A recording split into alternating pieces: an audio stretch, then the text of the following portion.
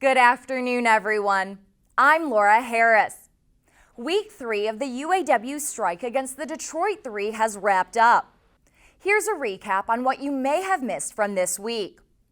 So far, the UAW strike has not significantly dented the automakers' U.S. inventory levels. Industry analysts say the UAW's decision to target specific vehicle segments rather than launch a strike at every Detroit 3 assembly plant has had a relatively muted impact. But if the UAW orders workers at its full-size truck plants onto picket lines, then General Motors dealerships are the most at risk of running low on inventory. By contrast, Stellantis has the most inventory among the Detroit 3. This means it could be better positioned to withstand prolonged production stoppages. A Ford spokesperson did not respond for comment. As inventory levels remain stable, employment wavers. According to a recent survey, the UAW strike has caused nearly 30% of suppliers to lay off workers.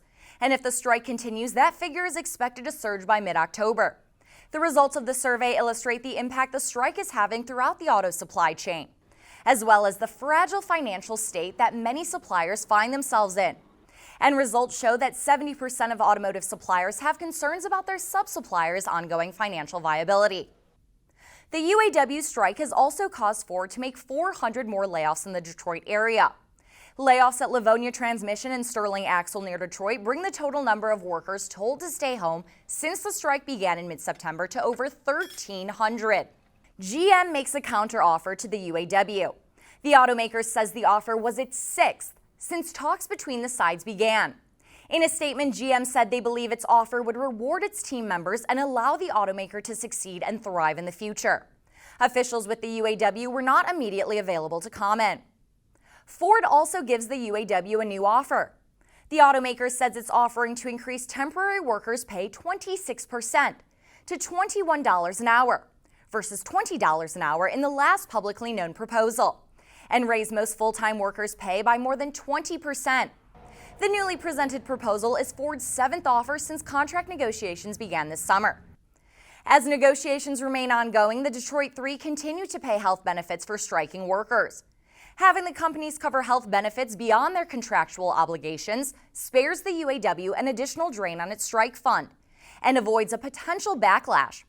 General Motors says it will continue paying for health care coverage for thousands of workers, but Ford and Stellantis declined to comment on how they're handling health care for striking workers. To read more on our team's UAW coverage, check out Automotive News' landing page for everything you could want to know about contract negotiations.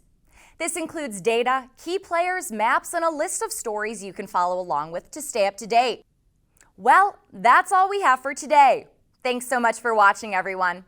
In the meantime, be sure to follow us online at autonews.com and on our social channels at Automotive News for updates from our reporters all day, every day. I'm Laura Harris. Have a great weekend, and I'll see you all next time.